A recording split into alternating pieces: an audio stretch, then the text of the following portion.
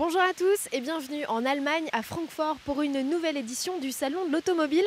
Un événement marqué cette année par l'absence de tous les constructeurs français et de grandes marques telles que celles du groupe Fiat ou encore de Toyota. En chiffres, en 2017, la surface d'exposition représentait 25 terrains de football. Aujourd'hui, elle n'en représente plus que 21. Et ce que je peux vous dire aussi, c'est que même chez les constructeurs présents, l'affiche n'est pas aussi spectaculaire qu'elle pourrait être. Tout de suite, des explications depuis le hall du groupe Volkswagen.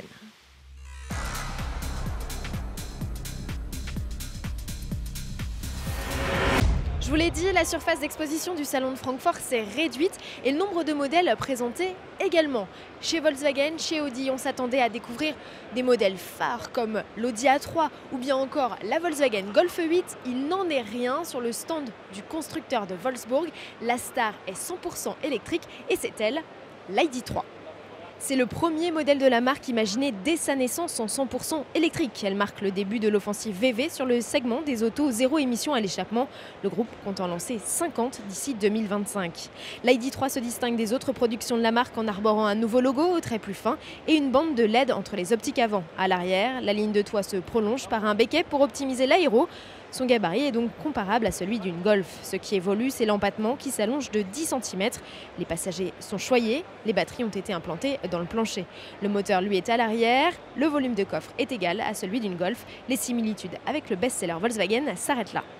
Au poste de pilotage, l'ambiance est futuriste. Volkswagen a supprimé tous les boutons, toutes les commandes, ou presque. Elles sont sensorielles ou haptiques. Désormais, la seule véritable commande qui persiste, eh bien, c'est celle-ci, qui permet en fait d'actionner la marche avant ou arrière. D'avoir supprimé tous les boutons à une incidence, ça a permis à Volkswagen de créer un maximum de rangement.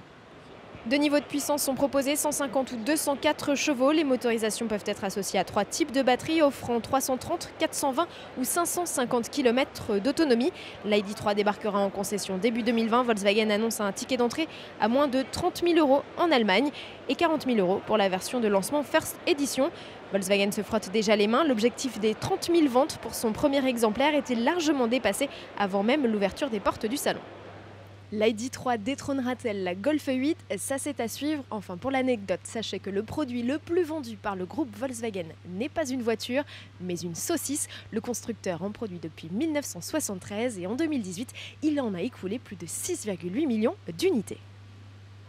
On laisse le stand Volkswagen derrière nous, nous voici à présent chez Opel qui est le seul représentant du groupe PSA sur ce salon de Francfort.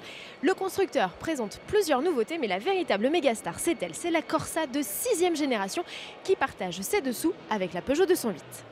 La citadine allemande est moins ronde que son homologue tricolore. Dans l'habitacle, sa planche de bord est aussi moins futuriste. Opel a opéré une montée en gamme en intégrant des plastiques moussés et des équipements techno en vogue. Plus grande que par le passé, la Corsa a perdu quelques centimètres en hauteur. L'habitabilité aux places arrière n'en est pas impactée pour autant. Comme la citadine Peugeot, Opel décline sa Corsa avec des motorisations essence et diesel. Lancement prévu dès le mois de novembre. Mise à prix 14 600 €. Il faudra patienter jusqu'en 2020 pour prendre possession du modèle 100% électrique de 136 chevaux, déjà disponible à la commande. Ticket d'entrée 29 900 €. Opel compte électrifier toute sa gamme d'ici 2024. Mais en attendant l'arrivée de nouveaux modèles zéro émission à l'échappement, le constructeur passe à l'hybride rechargeable et le premier de cordée, c'est lui, le Grand Land X Hybride 4. Dans les traces de ses cousins, les Peugeot 3008 Hybride 4 et DS7 Crossback e-Tense, le SUV embarque un 1,6 litre essence de 200 chevaux et deux moteurs électriques pour une puissance totale de 300 chevaux. Les watts sont envoyés aux 4 roues par l'intermédiaire d'une boîte de vitesse automatique à 8 rapports. Opel annonce une autonomie de 52 km en tout électrique, une conso moyenne de 1,6 litres au 100 et des émissions de CO2 sous la barre des 40 grammes par kilomètre. Le lancement du Grand Land X Hybride 4, seulement décliné avec les deux finitions les plus chics, a débuté. Les tarifs attaquent à 47 750 €. C'est 6 000 € de moins qu'un 3008 équivalent. À deux pas du stand Opel, on trouve les installations du groupe Jaguar Land Rover. N'y allons pas par quatre chemins et allons à la découverte du plus iconique des modèles présentés. Il s'agit du Defender, dévoilé ici dans sa 4e génération. Le tout-terrain, lancé en 1948, a conservé ce qui a toujours fait son charme, ses lignes robustes et carrées. Comme sur les générations passées, il est décliné en deux types de carrosserie. Le modèle 3 portes mesure 4,30 m, comptez 50 cm de plus pour la version 5 portes. Quelle que soit la version, une roue de secours est greffée sur la porte du coffre. L'habitacle est sans fioriture, mais très high-tech avec des compteurs numériques et un large écran tactile au centre. Land Rover a laissé des vis apparentes pour donner un côté encore plus brut à son tout-terrain. Amusant, Land Rover propose une banquette triplace sur son petit Defender, ce qui permet de porter la capacité à 6 passagers. Le grand Defender, lui, ne pourra accueillir que 7 personnes.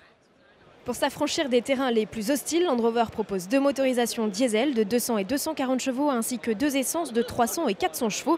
Cette dernière associe un 6 cylindres en ligne à une batterie de 48 volts. 2 véritables hybrides seront proposés au catalogue en 2021. Il s'agira de versions rechargeables proposées en diesel et en essence. Dans un premier temps, le Land Rover Defender n'est proposé que dans sa version 110, la plus longue, tarif 55 900 €. Le petit modèle, dit 90, arrivera ultérieurement avec un ticket d'entrée fixé sous la barre des 50 000 €. Les Defenders seront personnalisables avec un inédit pack d'accessoires directement commercialisé par la marque. Voilà, le premier JT d'Autoplus en direct du Salon de l'Automobile de Francfort est maintenant terminé. Je vous donne rendez-vous dès demain pour de nouvelles aventures. Et n'oubliez pas, vous pouvez consulter toute l'actualité du salon sur notre site www.autoplus.fr. À demain.